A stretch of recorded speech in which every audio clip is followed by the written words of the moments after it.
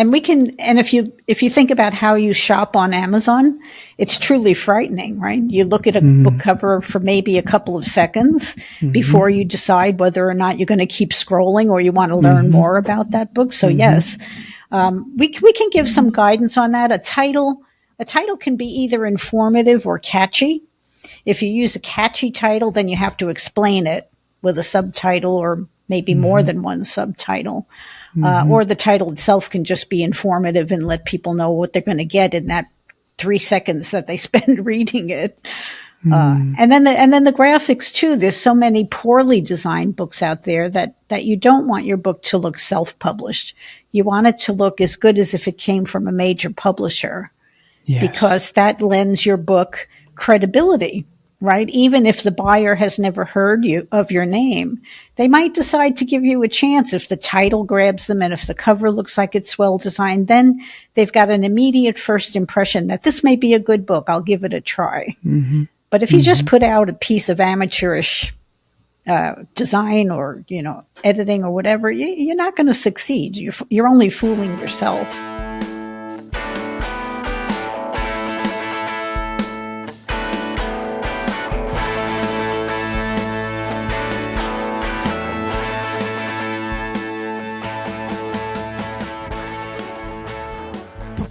Hello all, and welcome to another episode of Transform Your Future with me, Eddie Isin, where I sit down with entrepreneurs, thought leaders, and high achievers as they identify areas I can improve on and guide me to further my self-improvement practice.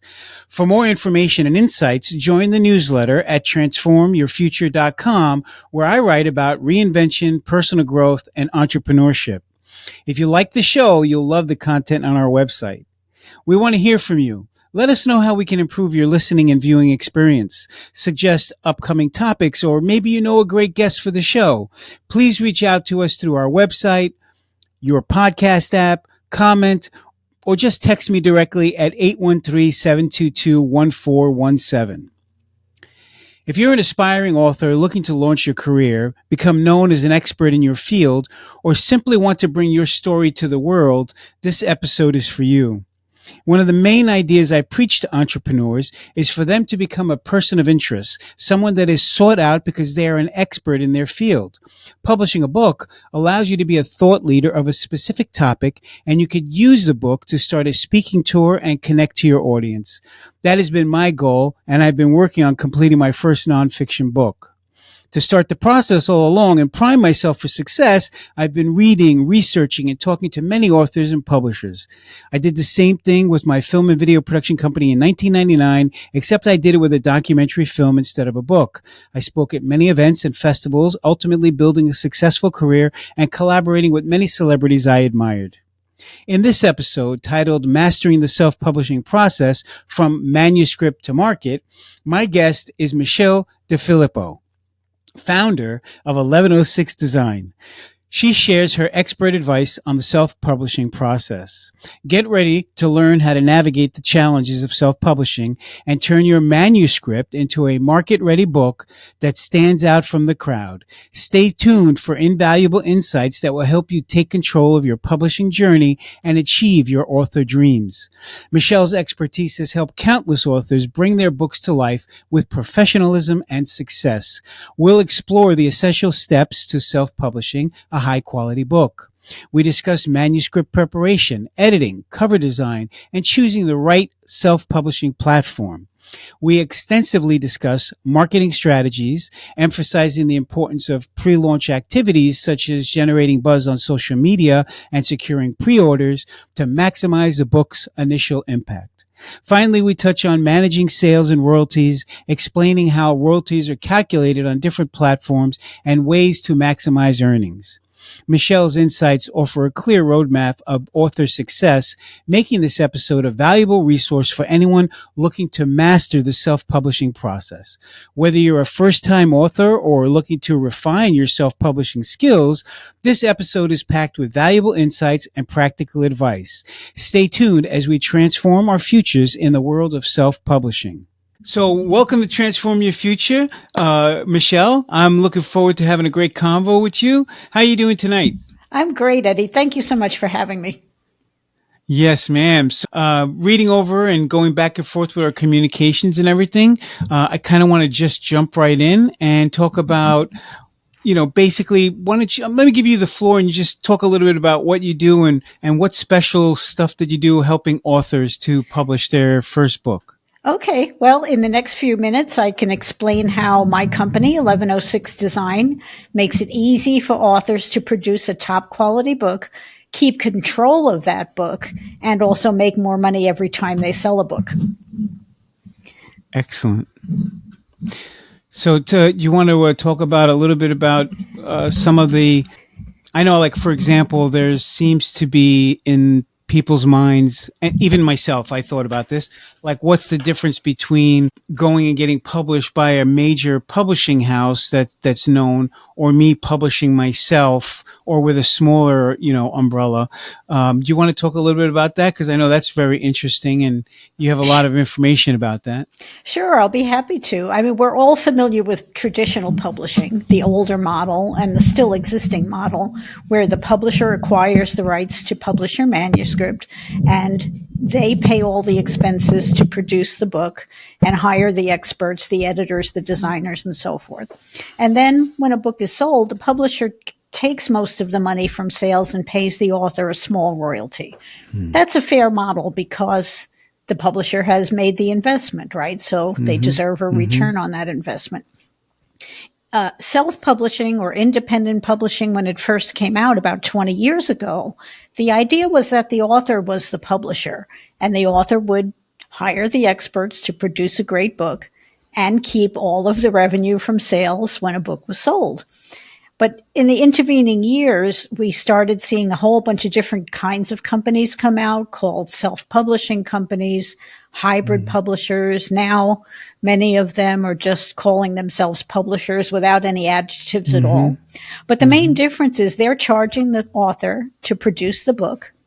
And most of them are also taking money out of the author's pocket when a book is sold and paying authors that small royalty, which is a familiar word. Every author expects to be paid a royalty, but so the question remains, if you're charging me to produce my book, why are you also taking money on the back end when that book is sold? It's not quite advantageous for the author. So I started doing these podcasts to just make sure authors understand what's happening and so that they can learn how their royalties are calculated so that they can make a better choice, an informed choice when they are looking for providers online to help them. So what's the difference between traditional hybrid publishing and, I don't want to say self-publishing, but because I know sometimes people are just going and doing it all themselves and just putting it on Amazon or something, right? Can you lay out the kind of differences between those different things? Sure. Self-publishing somehow became misidentified in common discussions. It has come to mean do-it-yourself publishing, and that's never a good idea, right? No matter what publishing model you choose to operate under, you do need quality services. You need editors, you need designers if you're going to produce a market-ready book. It's the least that you are responsible to give your customers if you expect them to spend money and buy your book.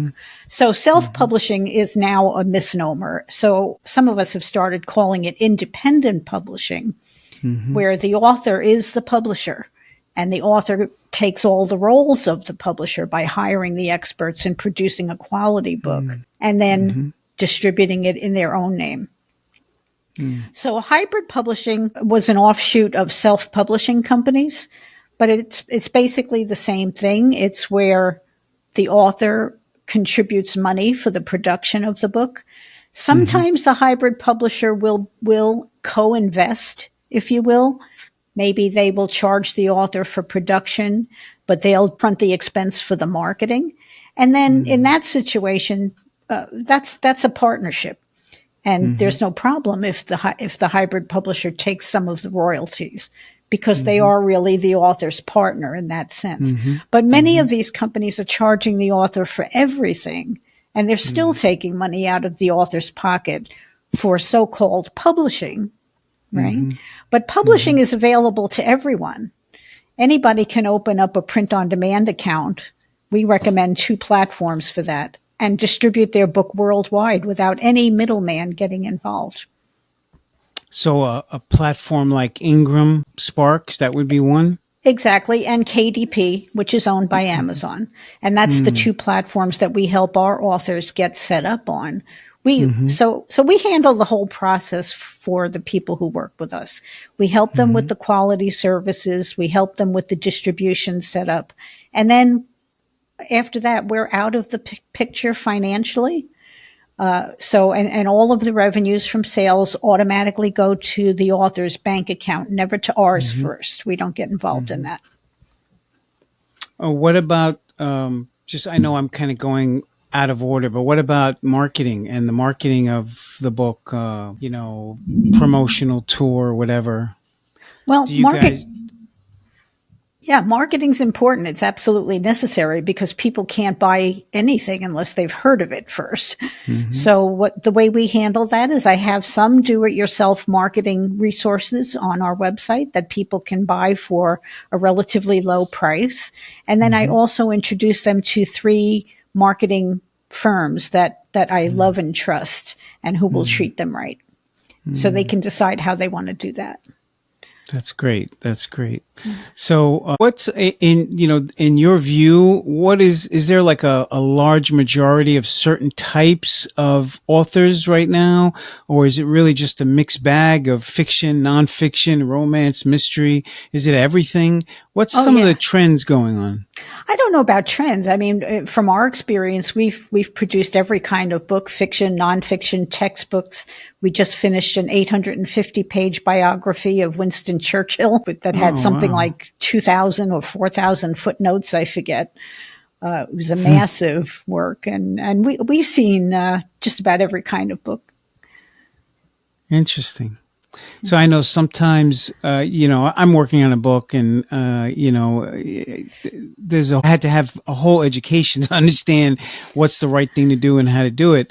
And I'm still learning. And so it's quite a bit. But I know that like some groups help people to, for example, create a book about their expertise in their business. Like maybe you're a small business owner, and so you create a book about your expertise in what you do. So you can kind of use that as your position of authority and like your business card, really, to give that out and go have something to talk about and talk to people to share your expertise with the world. Do you work with people like that as well? Yeah, absolutely. And in fact, those are the customers of mine who actually do the best in terms of earning revenue from their book because it gets them new customers. Right. So that's definitely a worthwhile thing to do if you own a business.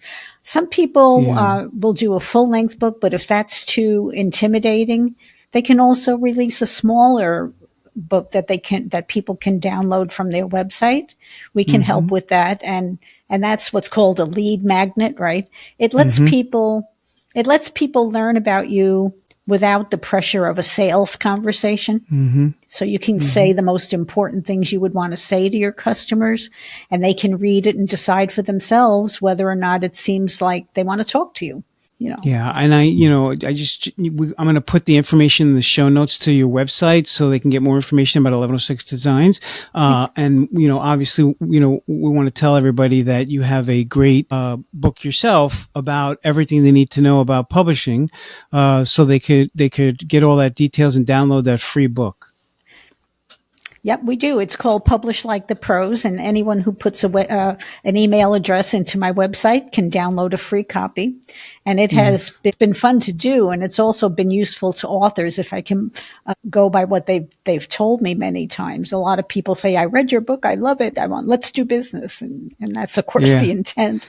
Yeah. Yeah, it's the same thing with podcasts, right? A lot of times people are not, the monetization strategy is more about maybe some value proposition that you give rather than the actual podcast, right?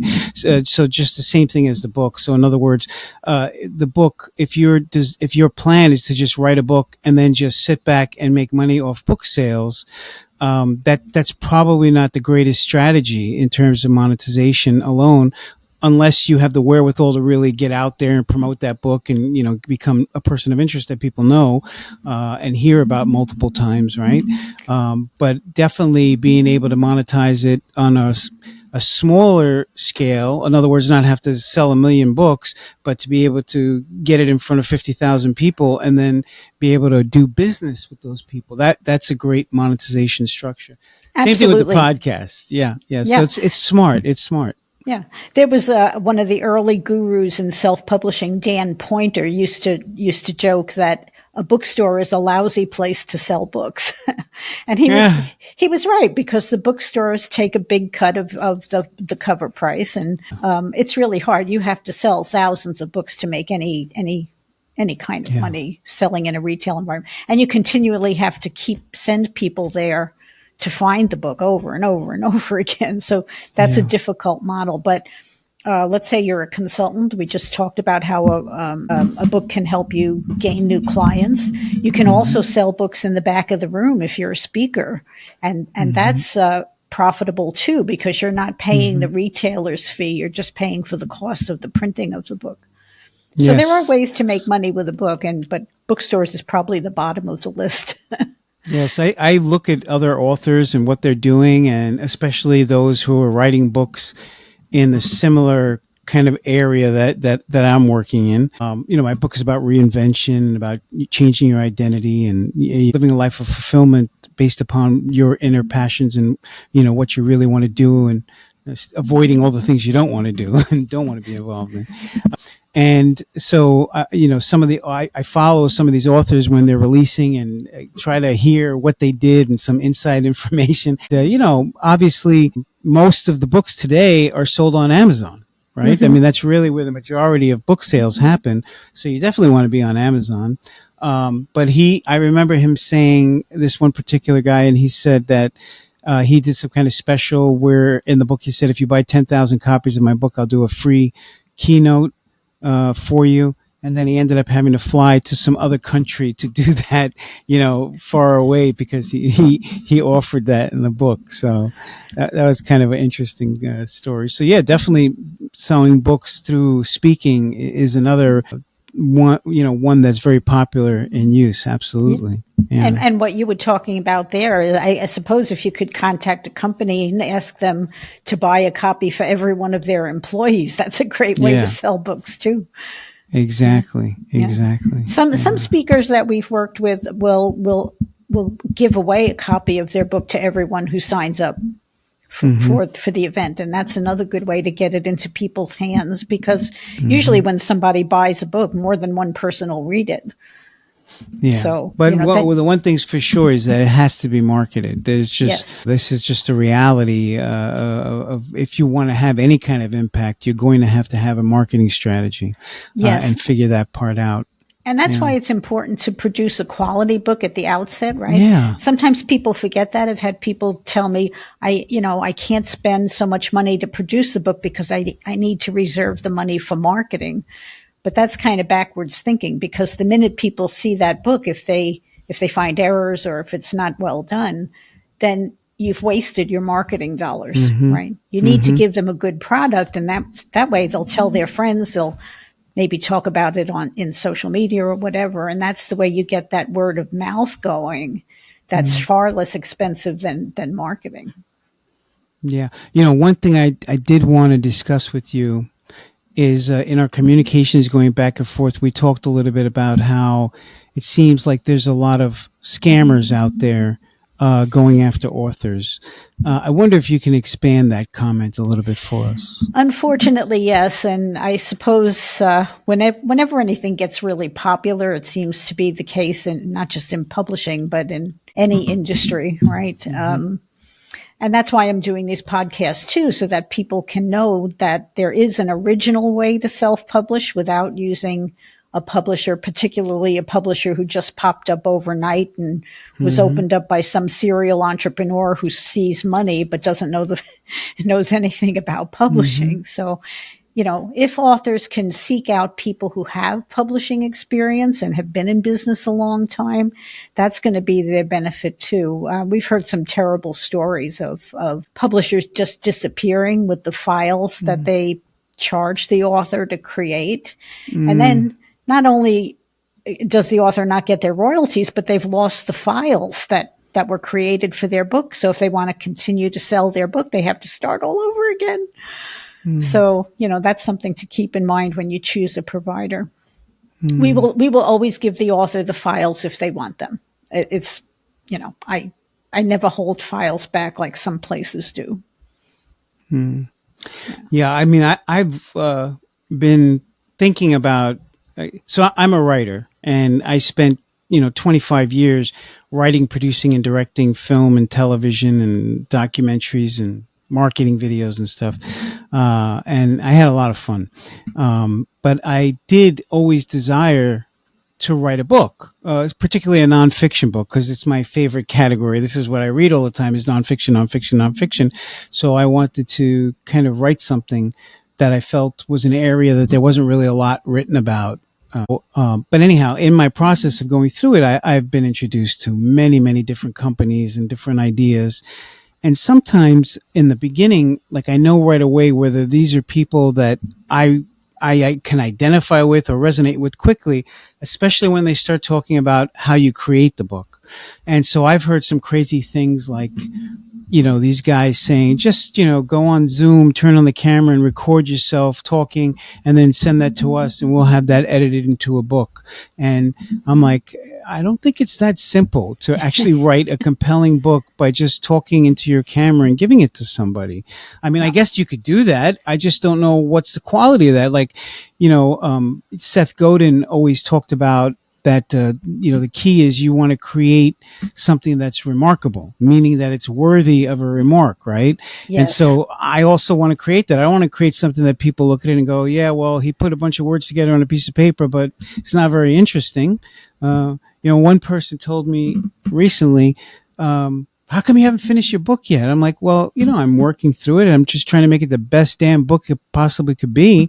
And he said, well, listen, if it takes you more than 2 weeks, 3 weeks, then I don't know what you're doing. You got to just get it done. And I was like, wow, why do I have to have that kind of deadline that I have to do it in 2 or 3 weeks? And just why? Because you said so? Like, I don't get it. Like, it's dumb. Well, there are, among the companies that are in the space right now, I'm sure you've seen the emails from people who say, for $297, we'll teach you in 1 day how to write your book in 2 weeks. And, it's not like that. Not if you want to do the job well. I talk to authors who've been writing their book for 5 years, 10 years sometimes. You have to do it as you're able to do it and when the ideas come and when you feel motivated to do it. Otherwise, you're going to wind up with a piece of junk. Yeah, I mean, I have a creative writing degree. That's what I got a scholarship to go to school for and came down to Florida from New York because I got that scholarship. I think it's a little bit more complicated than the way they lay it out, obviously. But most importantly is like you have to really have a good concept, something that's a really good concept that makes sense that you can run into a simple outline and then just develop it. It's not that hard once you have that, but you want to make sure, especially when you're creating something like nonfiction where you're trying to create and explain something, like you have to think about what it is and how did that work for me, and is this something that if I explain that other people would understand what I'm talking about? It's like there's all these things that are involved. It's not so much as just writing a catchphrase, trademarking it, and then saying, I have a special KISH method, the Kish method. It's more complicated than coming up with snappy things like that, right?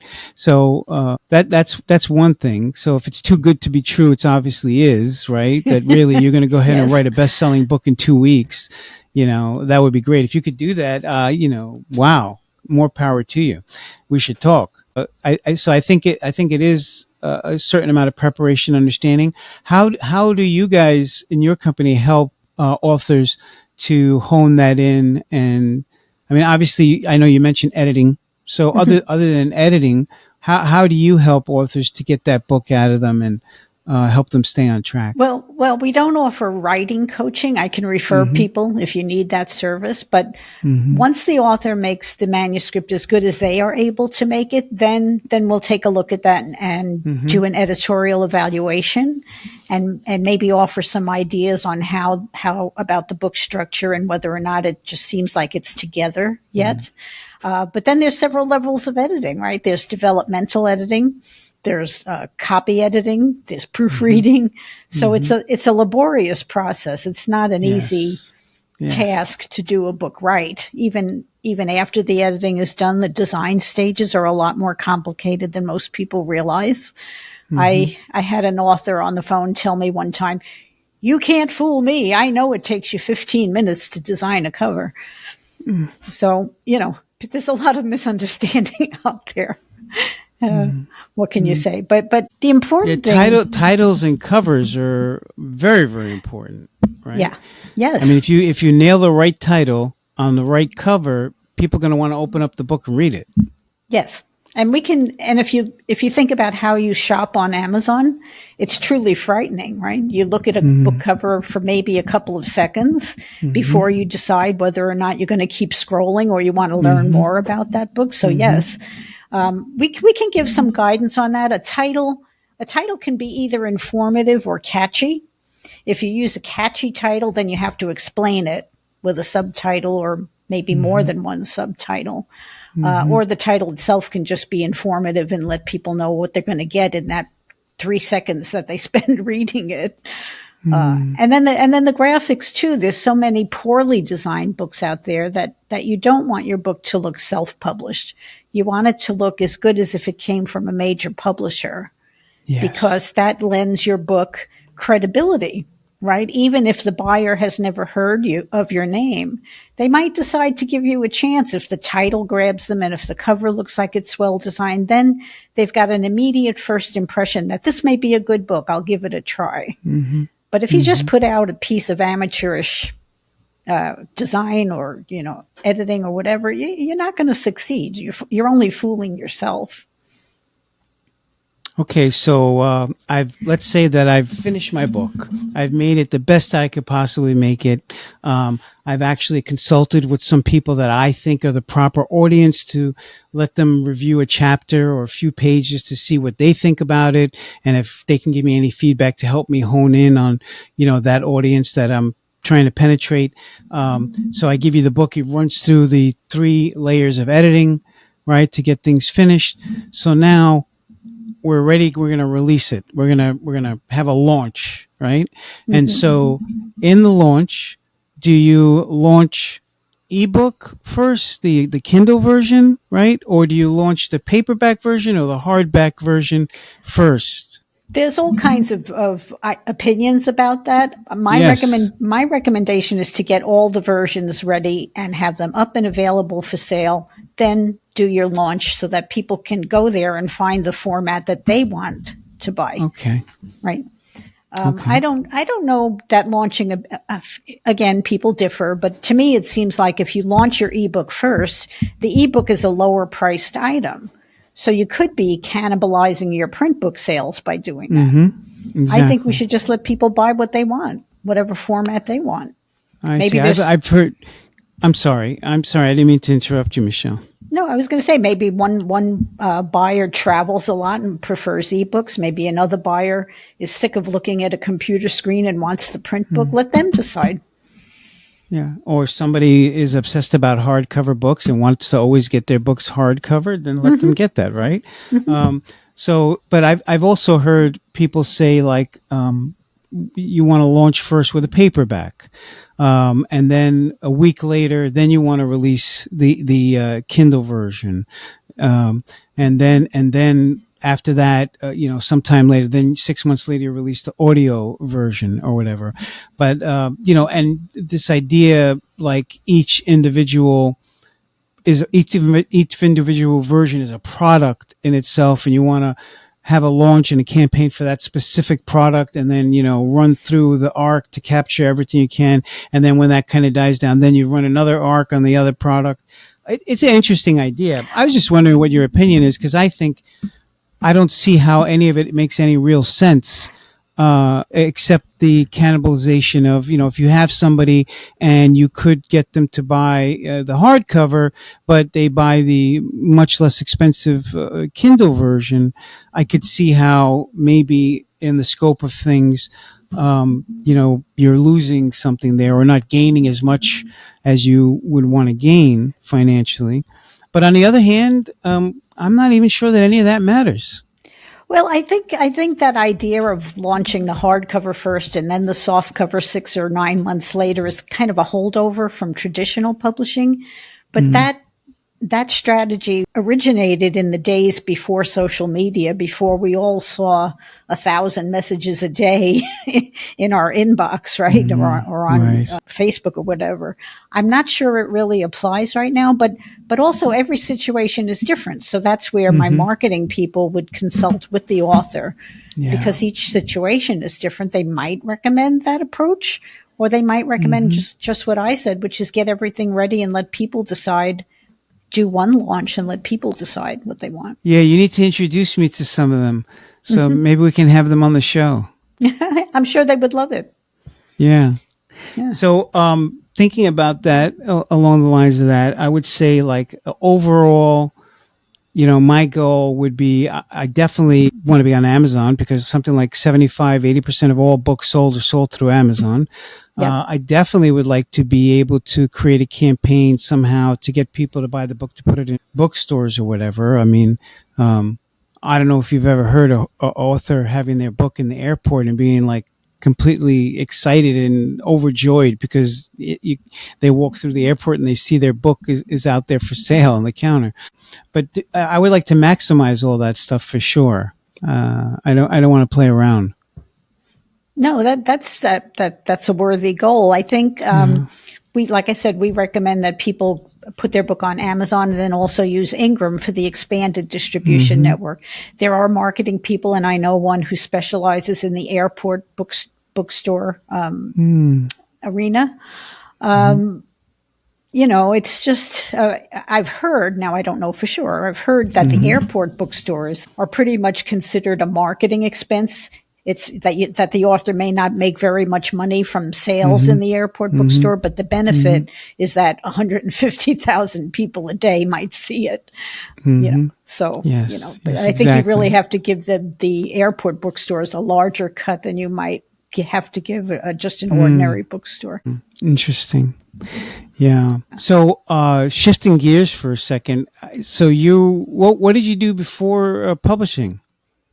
I started out in publishing. Actually, my first job was at Crown Publishers in New York, way back in 1972. And then I worked for some advertising design studios. Then I moved to Phoenix, Arizona, and couldn't make more than minimum wage. So I opened up a typesetting business that lasted for 13 years.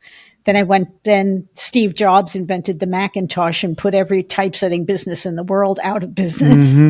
And so then I went back to freelancing. And then around 2000 and 2001 is when indie publishing first began to take off. And I just started to focus on that because that was my roots for one thing, but it was also an opportunity. So, yeah. Well, and I think the democratization of media that's been going on since really it's kind of closely timed with the internet that, once the internet came out and all the technology started to really change and, my first camera was $180,000, but then in 1997, I could buy a camera just as good, maybe even better for $5,000. I mean, it changed the world.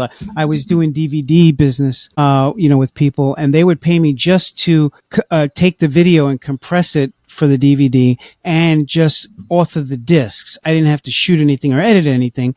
And the machine that I bought to do that was $225,000 back then. 6-7 years later, every laptop had DVD authoring built into the computer. So all these things that change, with technology and of course the democratization of media, allowing you to not have to ask permission in order for you to get your creative work out there, it's been a wonderful thing. It's been a blessing, right? Really, for most of us. Absolutely. But I just think that people's expectations of what they're going to get out of that has to be properly aligned. Well, yeah, but I mean, so many books are published right now that something like 2 million a year. Yeah. So Yeah, exactly. being found amidst all of that noise is a challenge, right? But it can be done. If you have, people will talk about your book if you have a unique take on a subject, right? Nobody wants to read a book that's exactly like every other book they've already have on their shelf, right? But if Absolutely. you can a book can catch fire, right? You can get it started with the marketing, but the word of mouth is what makes it succeed. Right. Yes, that's why it has to be. That's why it has to be remarkable. It has to be worthy of somebody saying, "Michele, you need to check this book out. This is really incredible. I really loved it." And then you remark it to somebody else and somebody else, et cetera, et cetera. Yeah. Yeah. And so I think the most important marketing thing you can do is to create that quality book in the first place.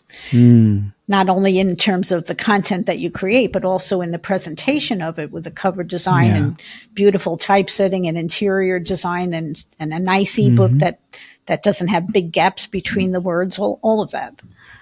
Yeah. What about, are there any criteria for things like, 'cause I've been thinking about making the book to have like illustrations in it, or cartoons, if you will, like to create cartoons about different ideas. So like every chapter would have its own cartoon that leads into that chapter. Are there any guidelines about using illustrations and things within your book? Well, you can't use other people's creations, right? You have to get permission to do that. Right. We have that conversation quite often with people who will come to us with images they found on the internet, and I have to explain to them, no, you can't do that. Those images don't belong to you. But yeah, sure. I mean, there's all kinds of different ways to produce a book. I mean, cartoons are cool. They're a nice, if you're speaking, especially if you're speaking about a heavy subject, a cartoon can be a nice break for the mind, to lighten it up a little bit. Exactly. Yeah. Exactly. Because I'm a funny guy, so I want to keep it light. Yeah. Yeah.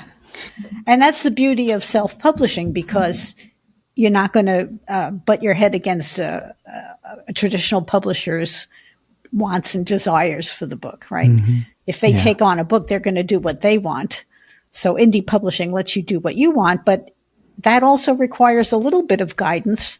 So if you hire people like us who have experience in publishing, we can, and you say something or want to do something that we think is really a mistake, we will tell you we think it's a mistake. You can still do what you want, but we'll always offer our advice and say, that's really not a good idea. I do also like, I appreciate the way that you've set up your business, because when you have a business that says they're going to help you design it, make it, create it, get it out there, distribute it, market it, advertise it, and they're going to do everything. I mean, there's a lot of skill sets in there. And I just think like maybe it's a little unrealistic that one company can actually have, the best of the best in all those different areas. Well, we're one company, but my team I have 20 people who contribute what they know best, right? Editors, designers, and so forth. So it's not like, but I'm saying you also have a marketing relationships with marketing companies that help do marketing and things like that. You're not saying we're going to do everything for you and we're going to get everything done. Like we have relationships with other people to help with other things. Yeah, I mean, you could consider us project managers if you wanted to think of it that way. We facilitate the whole thing for you so that you don't have to go out and hire 6 or 7 freelancers and qualify them and hope that they're going to actually do the job that you want and correspond with all of them, right? So that's, I think, where we make it easy for authors, because they can have one point of contact and we're doing all that legwork behind the scenes. Yeah. Yes, definitely very, very helpful to have somebody who could spearhead the whole thing. What about, I'm just, thinking here, spitballing some ideas. What about the actual critique of the work itself? Is that something that's offered, or is that an aside? Like, cause, with the scripts that I've written for movies, sometimes I've used, people who would read and make comments to me about maybe things that they saw I could make it better, or areas where there may have been some issues in there. It was really helpful, good feedback from somebody else, on what to do. Is those kinds of feedbacks part of what you guys do? Well, I always recommend that authors use beta readers, which it sounds like you've already done to some degree, but that's crucial, because you want to get some insight into what ordinary people think about it before you release it to the market. So you can have a chance to maybe work out some of the blemishes, so to speak. And then our editors would take over. And if, for example, you think that you explain something perfectly, they might read it for the first time and say, I don't know what he's getting at there. And they would make a comment about that, because we don't see our own errors in our own writing, right? Because we know what we mean to say. So to us, it's perfectly clear. But when someone who's reading it for the first time might not exactly follow what we intend to say. And that's the role of an editor, to say, wait a minute, you didn't quite explain that, or the editor might find other mistakes. Like one of our editors once, we worked on a chicken cookbook, and the recipes were designed to be made from cooked chicken. But the author didn't say that in each recipe. She said it at the beginning of the book, but in each recipe, she just wrote chicken. So the editor said, I think you better put cooked chicken in there so people don't get sick and start with raw chicken and wind up with a trip to the hospital, So editors are great stand-in for your eventual reader. They'll flag things that other people, that you would miss, because it is your book. Yeah, I mean, again, as a parallel, talking about the film industry, I have gotten the rights to things and then went in and found somebody who would be interested in distributing this thing that I had the rights to, and I put the whole thing together. But as things became more democratized, that anybody can go ahead and really do this for much lower cost, and the cost of entry, the barrier of entry, is so low today. But at the same time, what ends up happening is it's kind of like cable TV. So we had regular TV, and you had 13 channels, and most of it was no good, and you didn't really like it. Then they got cable TV, and now you had 200 channels that was mostly the same way. So it's like the same way with books and stuff now. Is like you have a lot more books being created and a lot more people authoring books.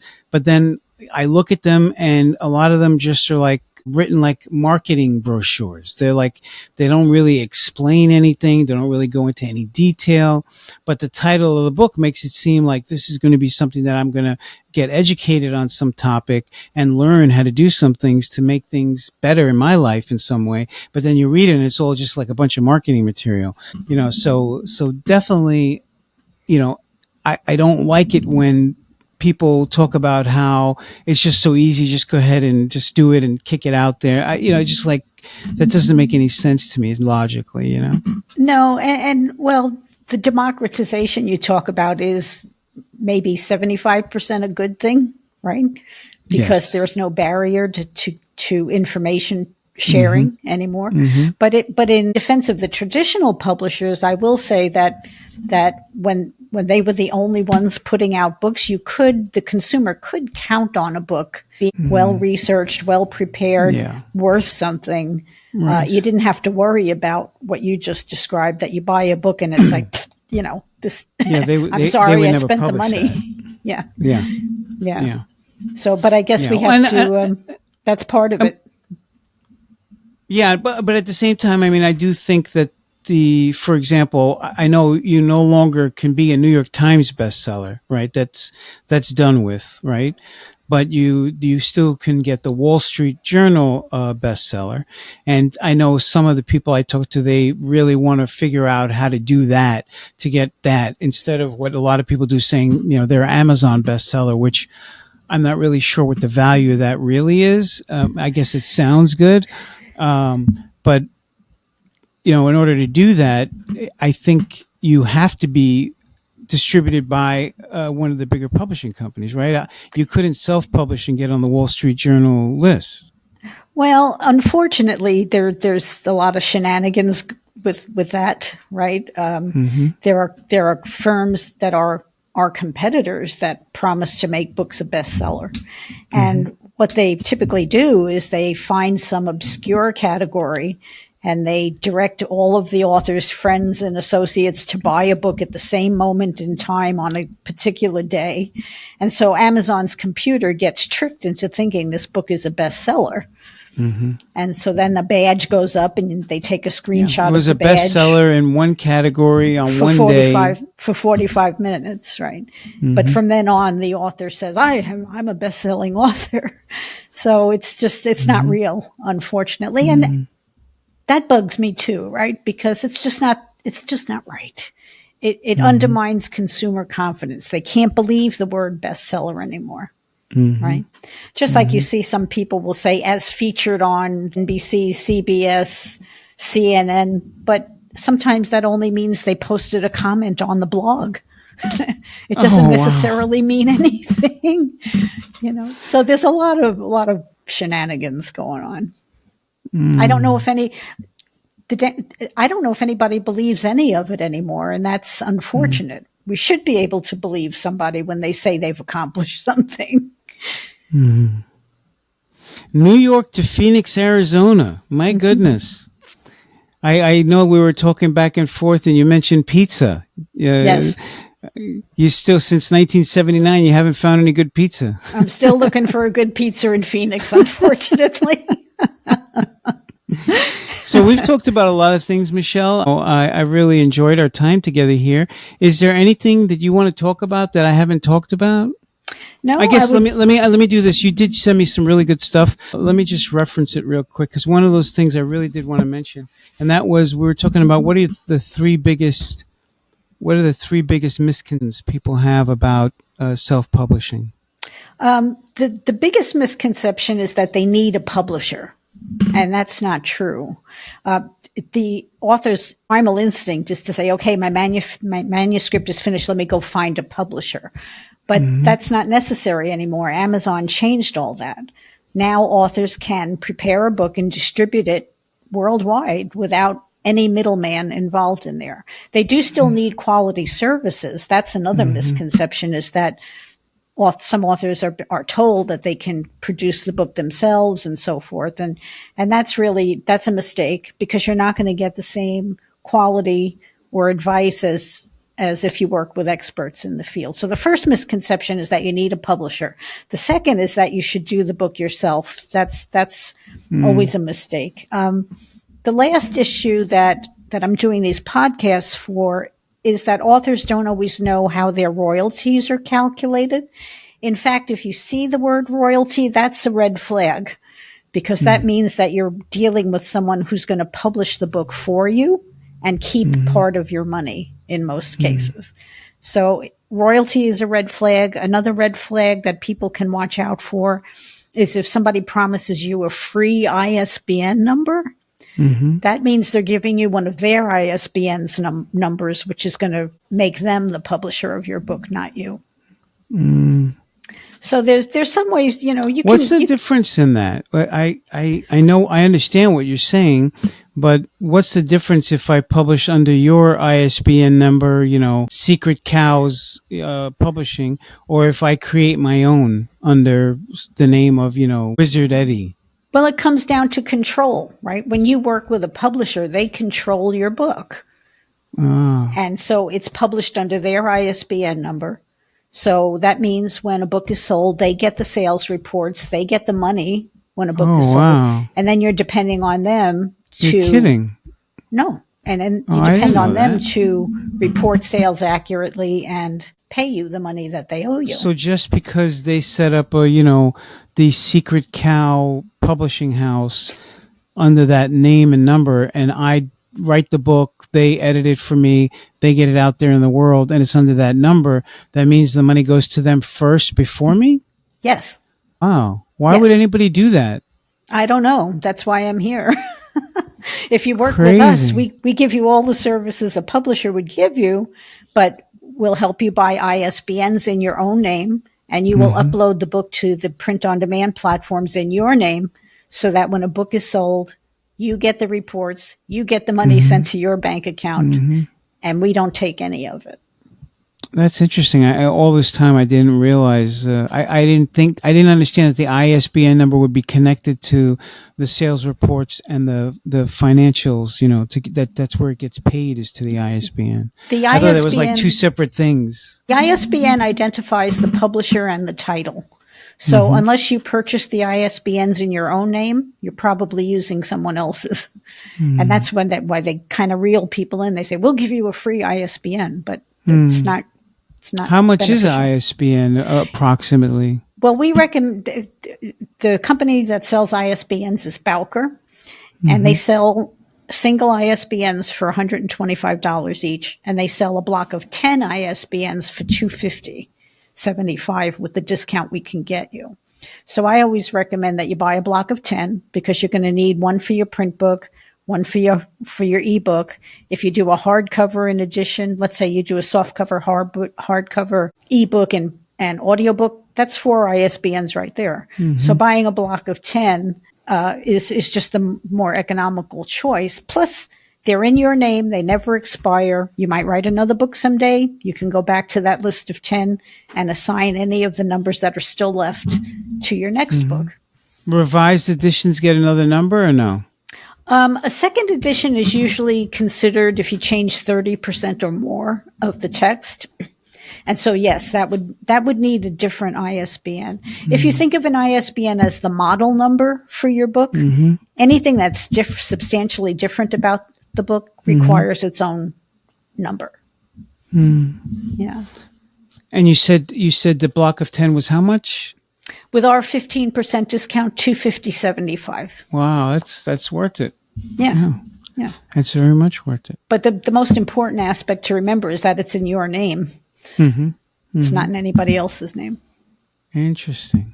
Very interesting. So, do you want to talk a little bit about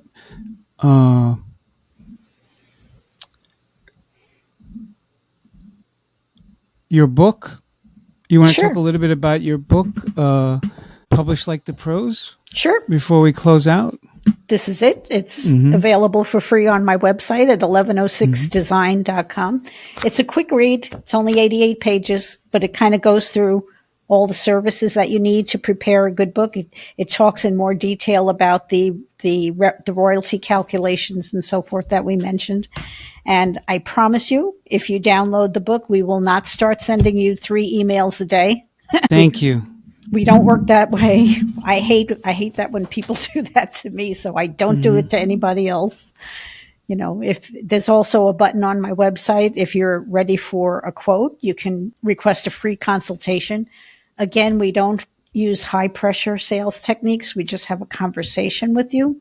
I talked to a customer last week who, he contacted me on Sunday and he said, I want to make a decision by Tuesday night. And I thought, okay, fine. So I responded to him on Sunday and we talked. And in our conversation Monday or Tuesday, he said, I have another proposal here and they told me it expires by 5 p.m. tonight. And it's like, really? Come on, stop. So we don't use high pressure techniques like that. We are your partner. We're your advisor. We hold your hand throughout the whole process, and we care as much about producing a quality book as you do. It's kind of interesting that I find this weird trend when it comes to sales. I mean, sales and sales mastery is something that I've been very much in tune with and involved in for the last 20-something years. Really, I'm a real student of understanding sales, understanding the psychology of selling, understanding how to quickly connect with people and, build tight rapport and be able to actually help them to solve whatever pain problems that they have in their lives. But it seems to me that the trend is people go online, they watch a bunch of free content by some people.